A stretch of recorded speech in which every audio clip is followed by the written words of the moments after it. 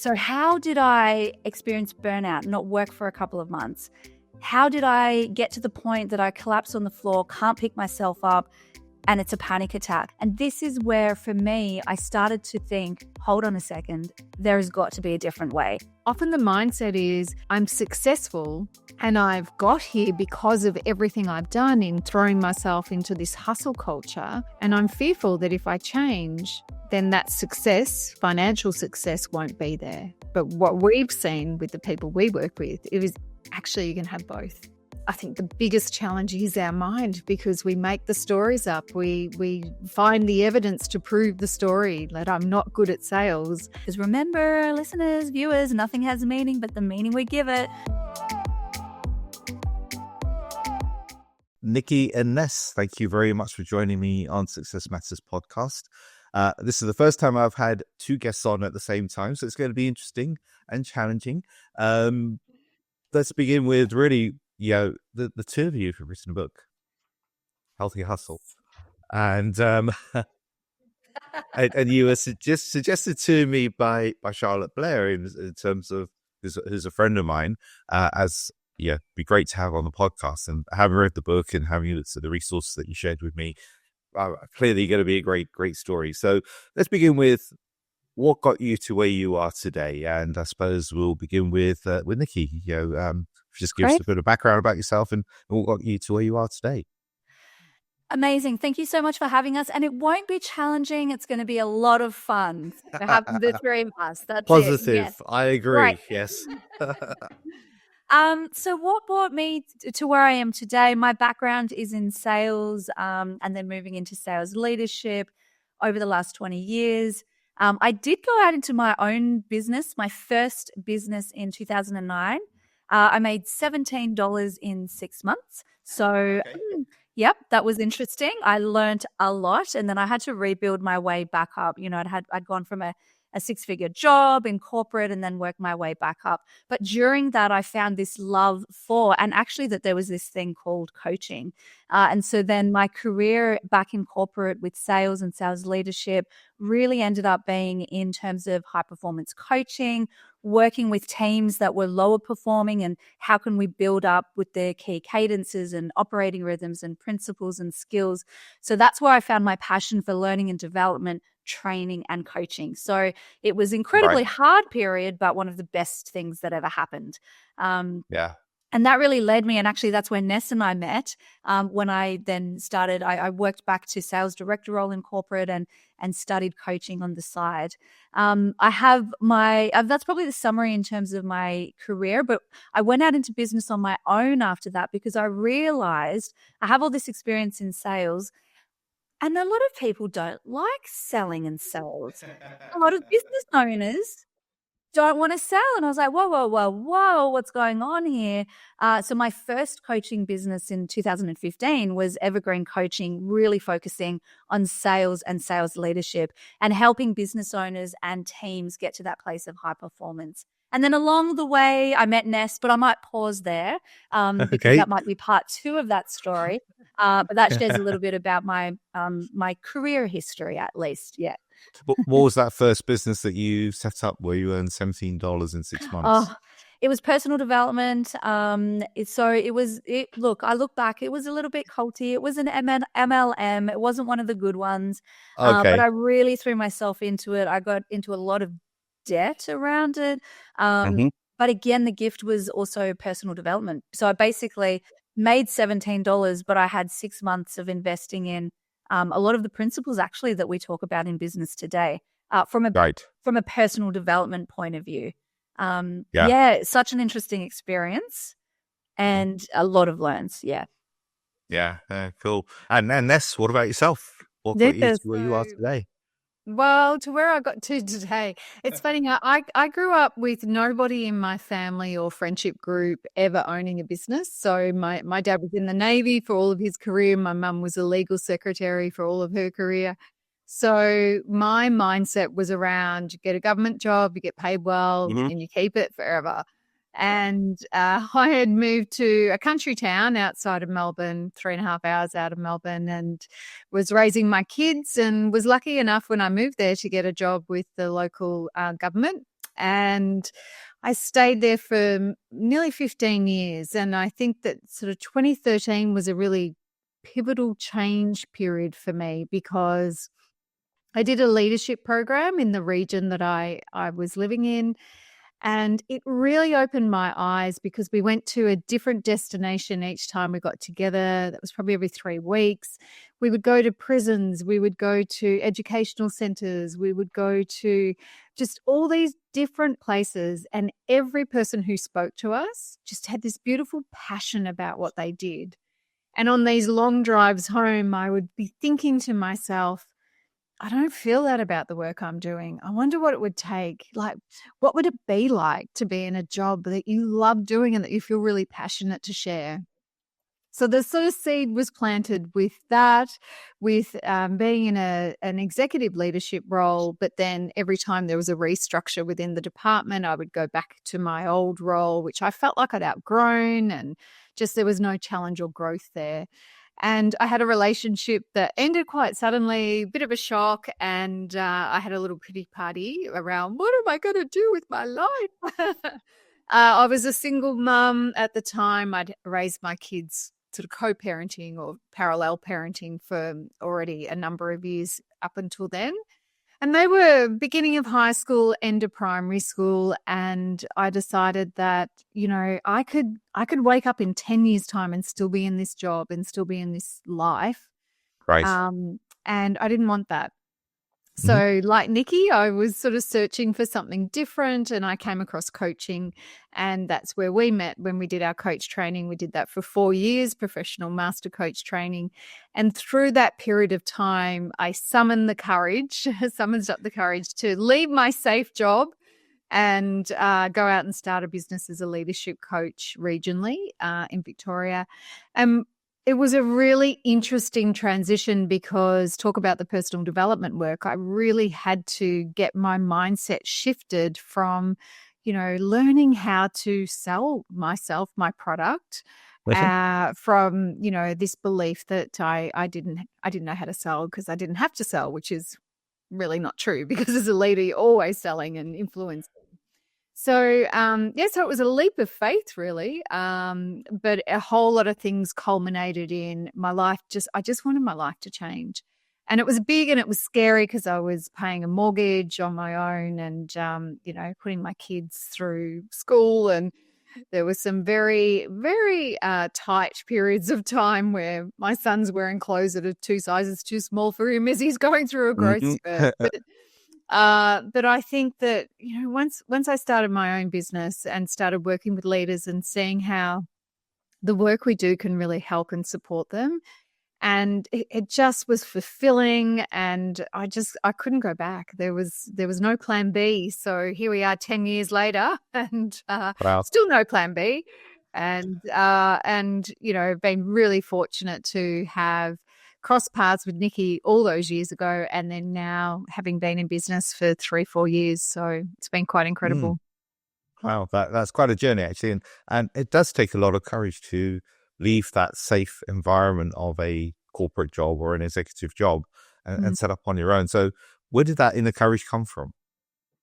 I think a big drive of that was I wanted my life to be different. So I had this future that I thought was going to happen, sort of like I thought that I was going to end up with somebody and getting married and all that kind of thing. And it didn't happen. And I just felt like I had to find out who I was. So from a personal perspective, probably that's why I found coaching. And that helped me a lot through that transition. But also, I was so passionate about it, and I believed in it, and it kind of brought me back to life. I know that sounds a bit dramatic, but I was in a bit of a pity party, and so it made me feel so much better about myself and built my confidence that I just felt like almost cultish around. I have to help everybody out there and help them to be able to achieve this. So I think there was just that desire and belief that I built over that time in myself to be able to do it, and knowing that I could make a difference for other people. way more than what I could back in my government corporate job. So, so there was this thing I know about myself is I get this like inner determination. It's this locus of control that comes from within where I just once I've got my mindset on that path, I'm going. There's no turning back. So a lot of people said to me, because you've been there for 15 years and a lot of people stayed there for all their careers, and they go, you're so courageous. But in that moment, I didn't feel courageous. It just felt like the right thing to do. Yeah. That's the thing. I suppose so many people sit there in a job thinking, I need to change this. I need to change something else. But they don't know how, and they don't necessarily feel that as you say, that inner locus, right, of change, of that power that comes from within. And so they kind of carry on and feel miserable in their job and their life and everything. Like, I could wake up in 10 years' time and nothing would have changed in my work. And therefore, what kind of living is that? Yeah, exactly. And so, Nicky, you talked about selling and sales and how, well, business owners, sales is almost like a dirty word to many people. Why do you think that is? Oh, good question. I mean, there's a lot in that, I think. It can feel vulnerable. It can, there's that underlying fear of rejection.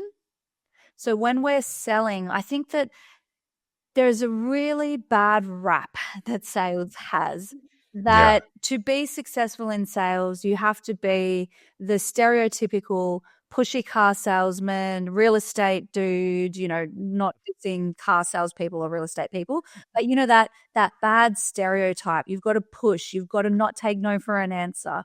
And the other thing is that neurologically and psychologically, it can feel like rejection. So fight or flight can kick in. So I think there's a few different things happening there. We don't want to be that pushy, greedy, fake person, or a lot of people don't. And then that's the brand, I guess, that sales has.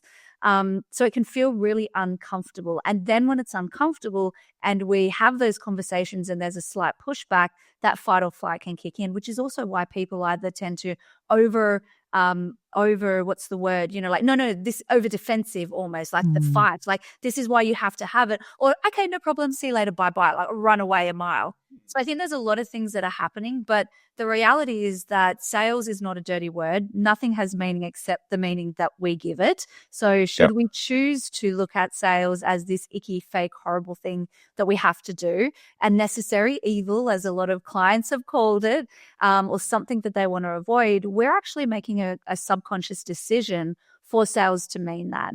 And if we could actually peek behind the curtain and understand, what am I making this mean? What are the experiences and beliefs that have led me to feel this way? And what could it mean? Could it actually just mean helping people? Could it mean being curious? So I found that there's this really important distinction around this belief, and also how do you sell effectively and in a way that doesn't feel icky. So if we have a process and structure around it and we work on our belief system, then we can actually move forward in a way that feels more comfortable. So I trust that answers your question. Yeah, absolutely. And actually, that question to Ness, because you came from an environment, Ness, where you weren't in the sales role necessarily, and now you found yourself having to sell. So, did what Nicky say about that fear of rejection and all of that? Was that? 100%.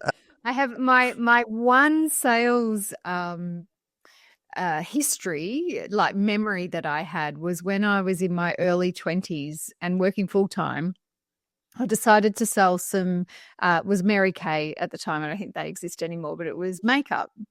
And I remember I'd worked a full week in the city, sort of got home, had to jump in the car, like get ready, go out to, it was where you go to somebody's house, they invite all their friends and you show all your products and all that kind of thing. And it was a Friday night, it was in winter, and I had to drive another 40 minutes out there, and this lovely group of ladies got together, but they were having a few wines and having a great catch up.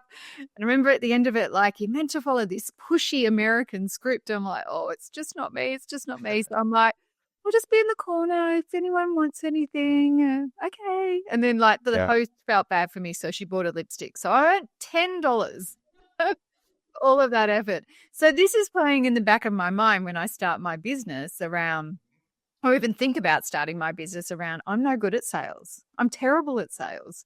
So in the unraveling of, what my belief system was and where I learnt things from, I had to create a new story.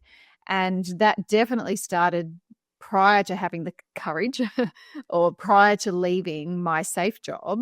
But then when that first 3 months of business came, I had my backup redundancy payment, and I was like, okay, so I know how to do coffee conversations, but I didn't know how to convert a sale. And I Right. really needed some help. I needed Nicky. But in that beginning of the business, I ended up working with somebody who helped a lot with what Nicky's talking about, because I felt like I was being a hassle to people. I didn't want to be annoying. I didn't want to ring people 3 times, because obviously if they didn't say yes in the first instance, they weren't interested. And that is so untrue. So much of and even when Nicky and I started the business together, it was like I was still learning off her. So it's a real, I think the biggest challenge is our mind, because we make the stories up. We find the evidence to prove the story that I'm not good at sales. And therefore, what do you think happens? That, you're sitting there 3 months on going, I better get some money in the door or else I will be back at work. So 100% agree with everything that Nicky just said then. And the people that I work with in sales area are very similar. There's so many myths out there around sales. And I think unless you have a job where you are expected to do sales or business development, a lot of people just go, oh no, I could never do it because that's not what I do. And yet, like I said earlier, in every position, I think we're in a position to be able to influence other people, and that's sales. Very much so. And go on, Nicky. I was just going to say, the other interesting thing is we can't assume that our teams don't have hidden crappy beliefs around sales as well. So even if you're doing BD and you're in a BDM role, a business development role full time, there still can be limiting beliefs or better ways to do things. And I think sometimes we forget that. We just go, yeah, they'll be fine. But actually, what are the cadences that are that are resulting in repeat, replicable success is really important. Yes. Yeah. I think the limiting beliefs thing is very true. And I've been in sales for a long time, and I coach salespeople now. I still have a lot of limiting beliefs that I have to challenge on a daily basis.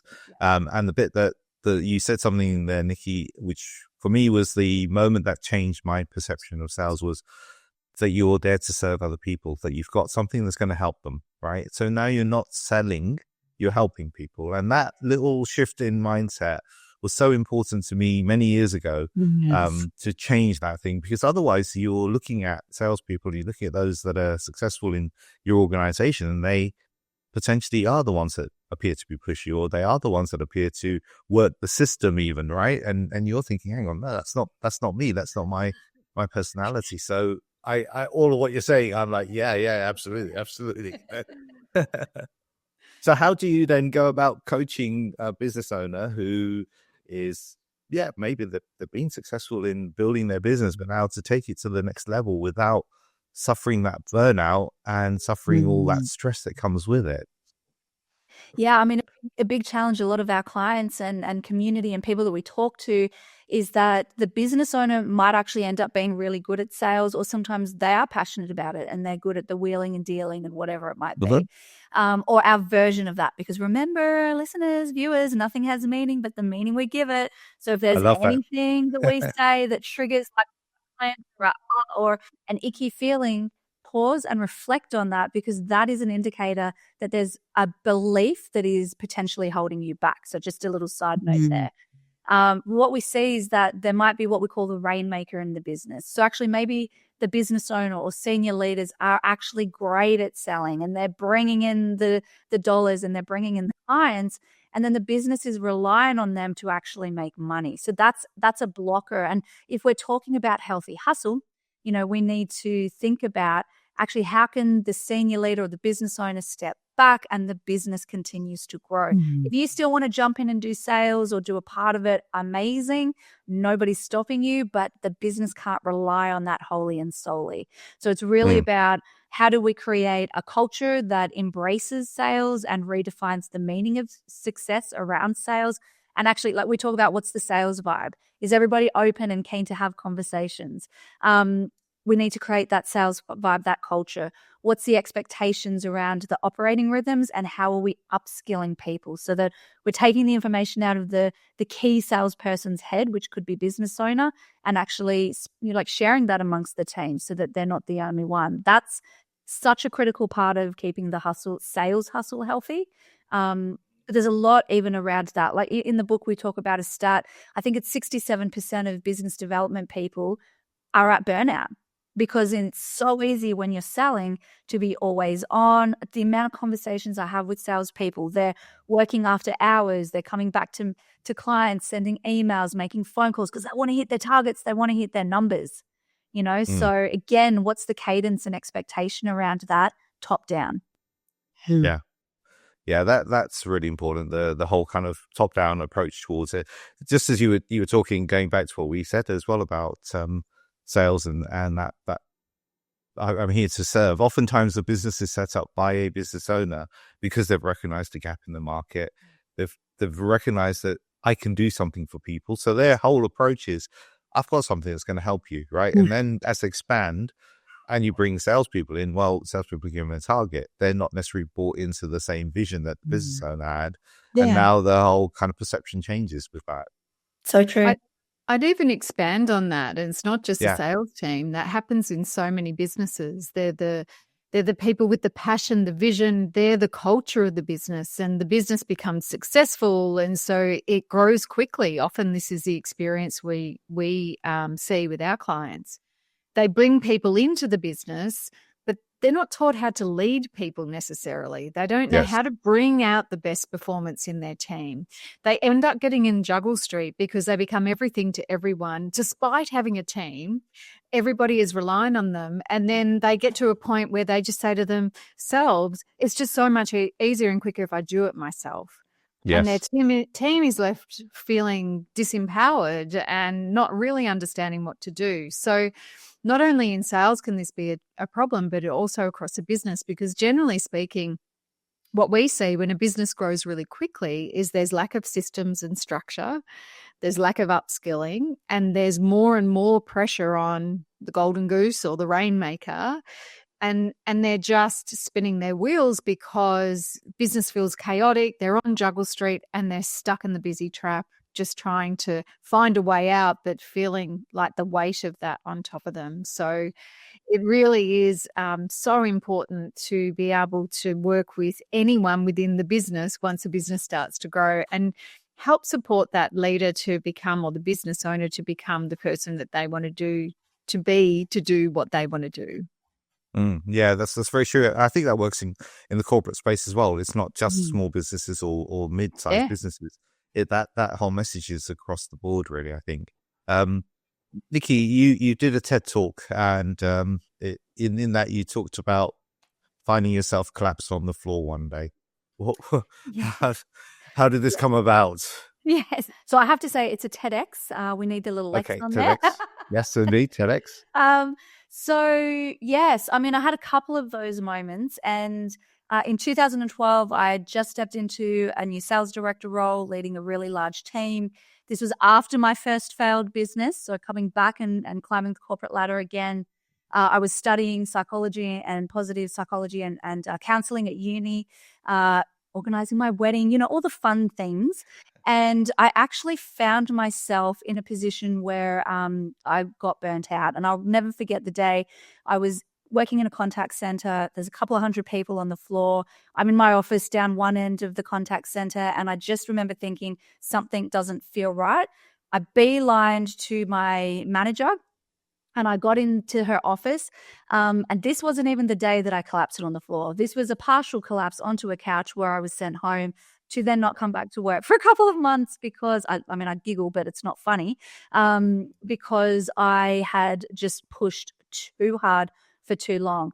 Fast forward a few months, And I, again, felt funny. I felt a bit weird, went to my wife Jules's workplace.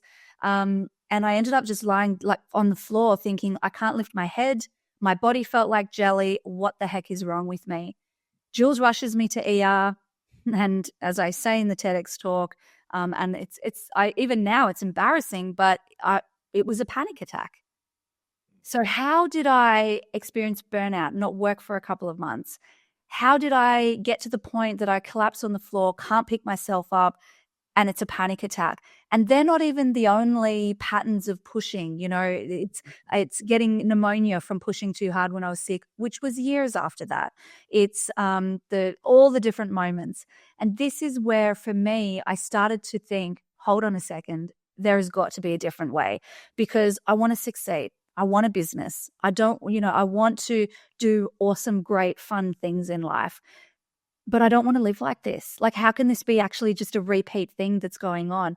And so it was really that was the pivotal point where I didn't have the terminology of healthy hustle then, but really start to lean into this place of going, what is this better way? How can I succeed and still be healthy, happy human? And that's that success, but not at all costs piece. Yes. Right. Yeah. So how long did that process take for you to go from recognizing that I can't carry on like this to then, I suppose, roughly now where you've written a book about healthy hustle and you kind of built this whole model around how to survive in business, if you like, in a healthy fashion? Honestly, 14 years, because 2012 was the first experience of burnout in that contact center, not being able to work. And then I remember even at that point, in the time that I wasn't working, I started reading books. I talk about in the TEDx talk, self-love affirmations in the morning while moisturizing. That started then. Going to psychology sessions. So the change in patterns started then, even though it took a lot and even now, I talked about at our book launch, there's still patterns of unhealthy hustle that can sneak their way in, because this isn't something that we check a checklist, set and forget, it's done. These are patterns that I know of myself as being a really driven, high energy, action oriented human that I still need to work on. And then I think at the point when Ness and I came together, when we talk about the models and frameworks in the book, it was really a coming together of going, what have we learned together in terms of our own experiences? And I'll let Ness share, because it's not burnout, it's something else. But we went, wow, we've got these experiences of burnout, entrepreneurial addiction for ourselves, but also we collectively have tens of thousands of hours of coaching and training and behavioral profiling and NLP. Where we can identify the patterns that keep us stuck and fall back down into those unresourceful behaviors, or the patterns that actually help us pull out, recognize it and go, whoop, let's pop the brakes, and then, re-establish what we're doing, and then kind of keep going forward. Because I just think our patterns are our patterns that have been for me the last 44 years. And so how do we break that? It's not, we break the cycles, but we also continue to shift and keep an eye on how we're going. We'll never, I don't think anyway, 100% make it, right? Yeah. We're human, not robots. Yeah, those patterns, I suppose, that's where did you find yourselves coaching each other? Because it's difficult to recognize patterns sometimes in yourself, right? But other people can spot them straight away. Mm-hmm. Big time. Yeah. That is one of the biggest advantages of working in a partnership together with another coach is, we call it as we see it. And we certainly love and care behind it, but a little bit of a kick up the backside as well. Like, do we need to learn this lesson again? Yes. Yeah.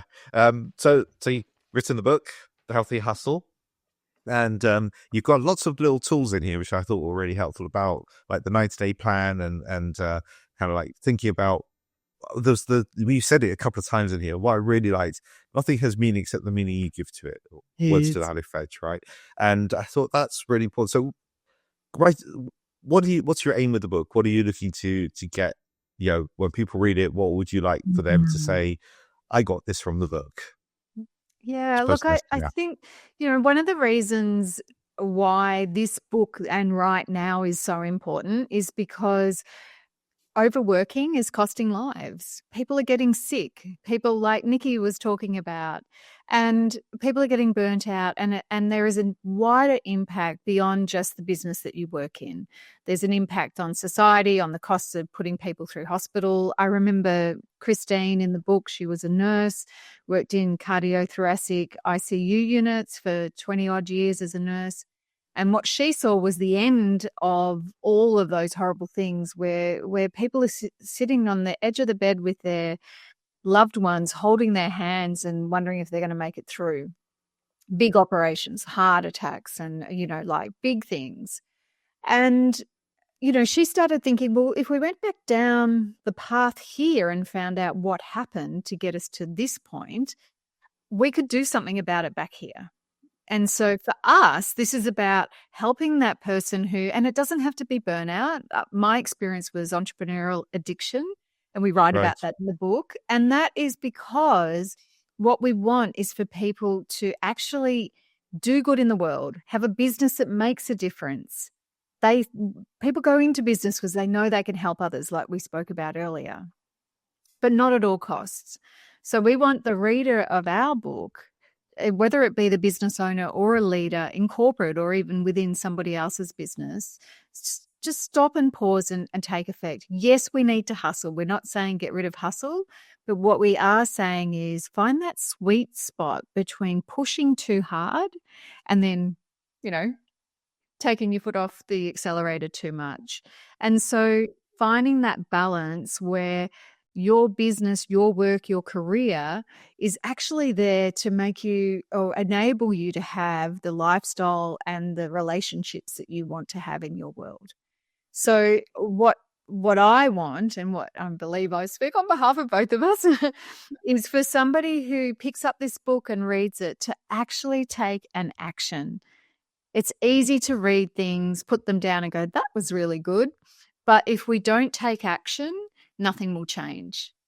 And we will be back repeating the same patterns over and over again, like banging your head up against a brick wall and expecting, same thing over and over again, but nothing's different. So the 1% increments, the one thing that you take away and you implement straight away, then it can be the next thing once you've got that bedded down. So like you said, there's lots of tools throughout the book for people just to pick up and go, actually, I reckon I could implement that now. And that's going to move me closer towards this healthier hustle. Yeah. So I don't know if you want to add anything to that, Nicky. No, I think you've articulated that beautifully. Yeah. And I like also the way in which you've kind of created a little map in the book. So you because oftentimes, I don't know about you, but when I pick up a book, I tend to read it from front to back, right? And that's the way I read. But you've got in there a little map that says, well, maybe you want to go to this point and then that point instead, which is really a nice little feature that I like. And, maybe one day when I write my book, I'll have a similar sort of feature to it. And because, when we were writing it, also I was thinking, what do I love in a book? I want to take notes. So you got pages for notes. And I love a good cheat sheet. It's also been written for busy people. Like we like to talk about ban the B word, ban the busy, but reality is there's not a lot of time. So we do want to signpost. If this is your biggest challenge, go straight there and you can take something away immediately. And I think it's a reminder of the fact that, Oliver Burkeman talks, I point to my bookshelf. Oliver's not standing there. No. Pointing to his book, 4,000 Weeks. He talks about that the average human lifespan, if we're lucky enough to live to 80, is 4,000 weeks. So what should we do with this one precious life, as poet Mary Oliver talks about? Do we want to get caught in this cycle of hustle, unhealthy hustle, busy, juggling, or are we going to make some conscious, intentional decisions about prioritizing life just as much as business? Yeah. When you say 4,000 weeks, that really puts it into contest, doesn't it? Because a week passes like that. Yeah. So it's like, oh, okay. Especially when you're over 50. Well, especially because what's up more than halfway, but that's too scary to break down how many weeks that is. I did do that once and I consciously removed it from my brain. Yes. So maybe that's the shock we need. what's the leverage point, right? Sometimes we need pain to just create change. Yeah, and actually, it's a good point because life goes through various phases, right? And you do hit a certain age point, and it's like, well, what's the next phase of my life going to look like? What am I going to do within that? So, thinking about the 4,000 weeks and that, okay, how many weeks are left now? But it does not shock you, but put you in a place where you think, okay, I should do something with the remaining however many number of weeks that I may have. Yeah, exactly. Like, I think back to when I started my first business and my children were young, and as we said earlier, I don't connect to the burnout message. I haven't felt that, thankfully, so far in my career, and hopefully that doesn't ever come. But this concept of entrepreneurial addiction, where you're constantly thinking about work, you're perhaps, distracted from the people, the relationships around you, you are prioritizing work over yourself, your healthcare, your own health. And in those early days where I think there was just this unknown. I didn't know how to do business, but I just figured that I'd have to do a lot of it because my belief growing up was you have to work hard. You got to work hard for your money, right? So working hard in my head, again, we come back to all these limiting beliefs, was long hours and constantly at the computer, because then I feel like I'm actually taking action and moving on this. And I remember it was the summer holidays here and my kids were home from school for a number of weeks. So this particular week, I'm sitting at the computer and I'm working away. And my daughter, who was in primary school at the time, she came up behind me and she said, "Mum, can I ask you a question?" And I'm typing away going, "Yes, but I'm really busy at the moment, so you're going to have to make it quick." I didn't even make eye contact with her. And this little voice pipes up and she says, "If I or Cameron or Nan died, would you take time off work to go to our funeral?" Wow. Yeah. So that dagger to the heart was my wake up, because I thank her for having the courage to say that at such a young age. But it was a wake up call for me that whilst I thought I was being present at work and then being present as a mum, I was doing neither any justice. Because I was constantly thinking and feeling guilty sitting at the computer going, "Yes, look, go and eat something, leave me alone." And then the flip of that is to feel, sort of with the kids, but thinking about work. So that helped me early on to be able to understand, I guess, this healthy way of hustling, to be able to put some boundaries in place so that when the kids were there, they would understand there are certain times mum has to work, but then I'm totally yours and I'm 100% switched on for you. And I think that not everyone gets the luxury of a child who speaks their mind. But this is another thing that where we, it comes back to what we were saying before. If we can help people, then we must help people. Because I don't want other people to experience that and not have their kids say that to them and get to the other end of their childhood and go, "Wow, I barely know this little person who's grown into an adult." So for me, there's a lot of meaning behind the work that we do in order to be able to help people, I guess, cut it off at the past so they're not learning through the mistakes that we've made. Or if they have, finding the way out, because often the mindset is, I'm successful and I've got here because of everything I've done in throwing myself into this hustle culture. And I'm fearful that if I change, then that success, financial success, won't be there. But what we've seen with the people we work with, it is actually you can have both. And you can have both, but you've got to actually put some systems and processes in place and reshift your mindset and then skill up the team around you to be high performers in order to be able to have both. Yeah. That comment from your daughter, that's a real wake up moment, isn't it? It's like you say, it's a dagger to the heart. It's like, oh my God, what am I doing here? So you talk about success, and as you know, the podcast series is called Success Matters. So what does success mean to each of you now? Well, I'm happy to start because I think it flows on from what I've just talked about there. I used to think when I started that success was what everybody else said it was. You've got to make a lot of money and, this whole work 4 hours a week and earn $1 million. It's like, I don't think that's going to work. So certainly having had that thought that success was about, how much money I can make and provide, it really shifted. And now I think over the, being luxury of having the 10 years in business and ridden the waves, because there's no straight line going up, it goes like this, is that success in life matters. So the relationships I have with people, not just my family, friends, partner, it's the relationships I have with our clients and with each other and our peers as well. That all matters. And being able to feel like I'm making a difference, but I'm also looking after me, because if I don't look after me, then how can I look after others? So my idea of success really is, am I okay? And are my relationships strong and healthy? And am I making a difference for others? Right. That's cool. And Nikki, yourself? Can I take Ness's definition? Yes. Yes, I like that. I love that. I mean, it is so similar, which isn't a surprise, because this is why we're here doing this work. For me, it's about doing work that is meaningful, that actually means something and can make a positive impact. It's about being able to create a certain lifestyle for my family and I to enjoy, and to be able to give back to those causes that matter the most to me, and ultimately it is absolutely prioritizing life just as much as business. It's being successful in business and having time, freedom.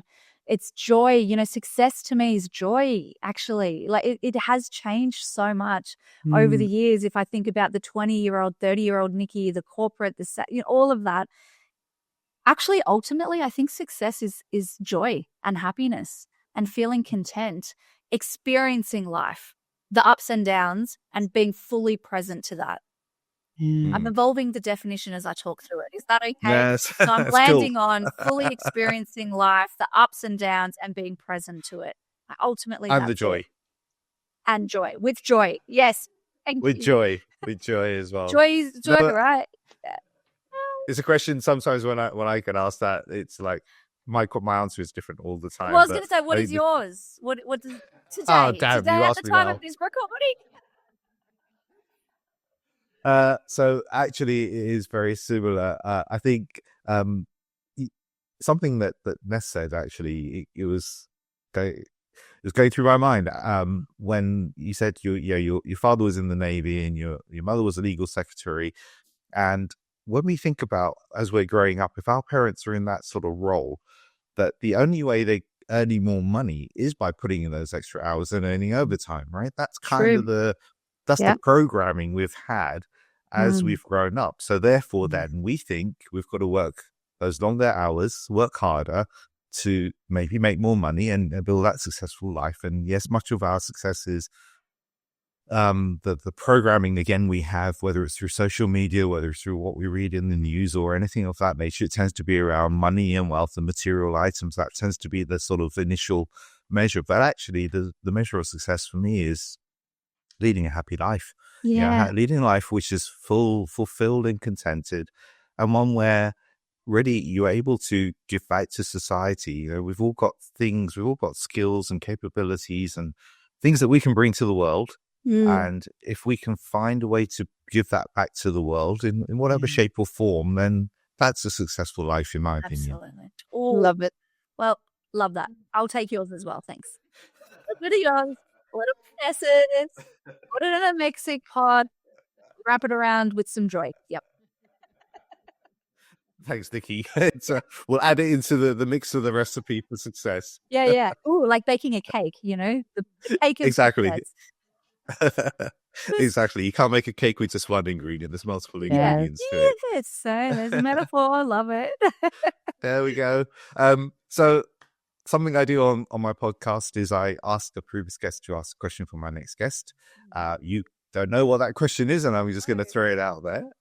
Super excited about this. Okay.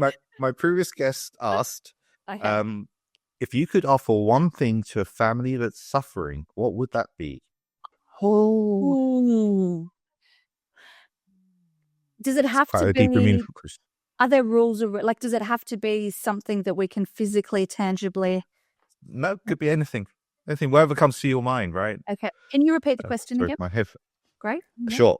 And I'll just put my headphones in because they Oh. keep on slipping out. Oh, no. Even the So headphones are excited by the conversation. there you go. If you could offer one thing to a family that's suffering, what would that be? I'm happy to start. The first thing that comes to mind for me is I'd offer to listen. Oh. Because I know that when I went through my separation and divorce, when my children were really little and was juggling, a leadership role and a busy job, and I think that having a trusted person who was genuinely there to hear my struggles would have been so helpful. And that's not to say that I didn't have people in my life that did that. But I believe that if we're talking about a family situation and if they're suffering, there's more than one person that needs that support.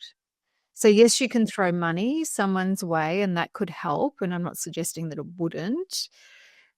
But I really think having come through the other side of COVID and noticing, people struggling with mental health issues, the work we do as coaches, that's one of the gifts that I am so appreciative of in learning around coaching is to how to actually listen, not to respond, but listen to be able to really understand someone. And when someone holds the space for you and actually truly cares and listens, I think that feeling is exceptional, and it just helps people feel seen. And sometimes feeling seen and understood can make such a huge difference in how you're feeling about the way that you're approaching life and your ability to find some positivity in that. That's wow. That's a great Mm, answer. it's a great answer. Again, why? Can I just have some of Ness's? You need to answer first. Okay. So the first thing that came up for me, it's kind of a double whammy, but it's sort of aligned, is love and connection. So I think if there's that space of unconditional love, I mean, that's so similar, to what you're talking about, even, being seen and heard, but the connection piece, because I think connection is so important in terms of it being a lifeline or, a bridge to help navigate, because if we're not doing it alone, which is, again, it aligns really well, but that connection to support, to resources if needed, I think that is just so fundamental for anybody that's suffering. And just because it's a family that's suffering doesn't mean that there is that love and connection there already. So if we can bring unconditional love and connection, I'm sorry, that's two. I don't know if that's cheating. That's lovely, no? But I think then solutions will come from that. Yeah.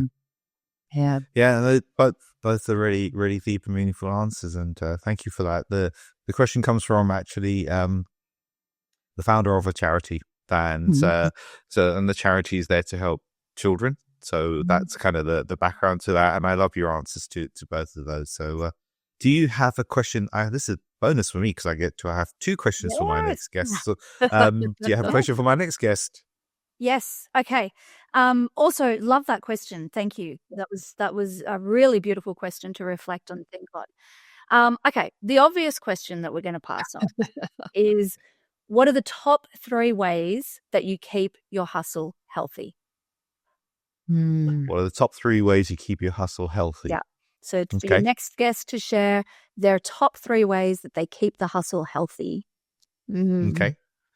And Ness, do you have a question for my next guest as well? Yeah, I'd love to ask your next guest, what was the one piece of advice that you got early in your business, if they're a business owner, or career, if they're in their career, that shifted your mindset around? And it can be anything related to work or anything like that, but just one piece of advice that really shifted the way you see something.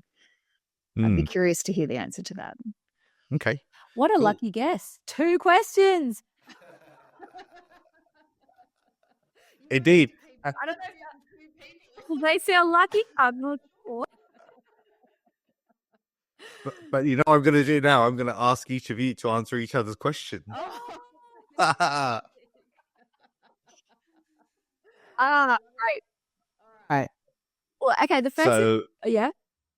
go on, Vicky. Oh, yeah. What was the one piece of advice that you got that shifted your mindset? I really struggle with this question because it's like there's so many, but the thing that comes to mind is it's not as deep as the others, but it is related to sales. And I remember a mentor of mine early in my sales career, actually wasn't so much sort of early-ish of sales career. We're looking at the GFC has hit. I was a sales rep. I had big clients, you know, making good money, getting lots of sales, and then GFC hit. And I'm like, whoa, okay, this has changed. It's really hard. And she said to me, Nikki, it's easy to be a good account manager or sales rep or insert when the market is good, when times are easy. But you have the opportunity now to actually show what you're made of because times are tough. And that has stuck with me ways because we have had such challenging markets and times as salespeople, as business owners. There always will be. It's easy to be great when the market and times are easy, but this is an opportunity, or if times are tough, to actually step up and be a great account manager or Right. BDM or business owner or leader, like insert the role that's needed. And I think that that's a really great reframe and perspective shift. And for me, I took that on and I went, okay, well, I'm going to show that I can be a great account manager no matter what the market is. And I believe that that's a big contributor to the success that I've had in my career and in business. Okay. Love it. And GFC, just for people, is global financial crisis. Yeah. Yes, That's what you're referring to. Yes. Okay. Perfect. And so then Ness, what's the Yes. 3 things you do to keep your hustle healthy? Hustle healthy. I have a beautiful routine in the morning, which surprised me how many hours it takes because I like to get up. I like to do some exercise for about half an hour, and then I like to take my dog for a walk along the beach.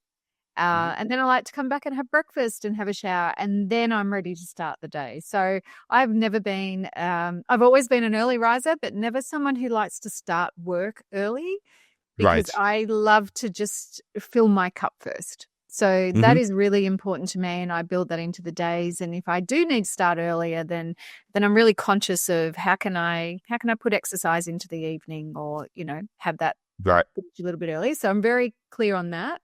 The second thing I do is obviously have somebody that I can talk to on a regular basis. And I think that it's really good to have a biz bestie. I'm fortunate enough to have a business partner, but a biz bestie who can perhaps just do that check-in around how are you going? Like Nikki will we send each other we call them our 5 to thrive, the top 5 things we want to focus on for the week.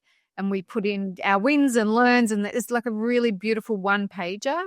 And I love Nikki's thoughtfulness in coming back and asking questions around, you have a really busy week. What are you going to do this week to make sure your hustle is healthy? So having someone in your corner, I think, is really important.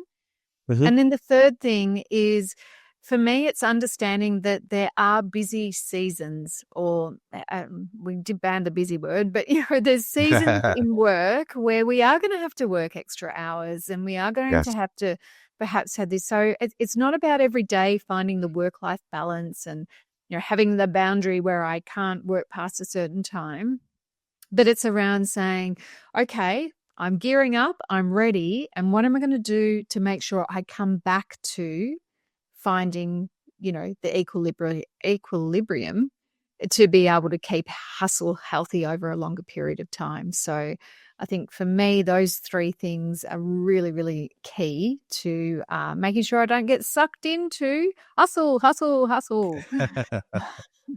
Yeah, absolutely. No, it's great. Thank you for that. And I've just noticed the time. We're at the top of our time now, which has been a great conversation.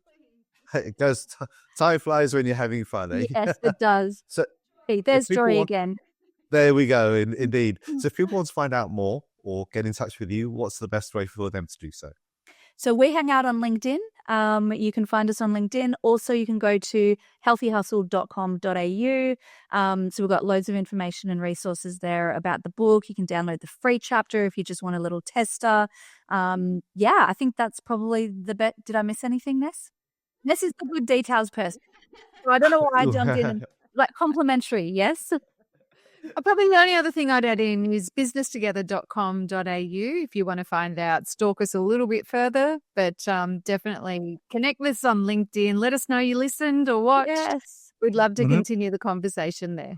Be great to That's know brilliant. your answer to the question. Well, Exactly. Yes.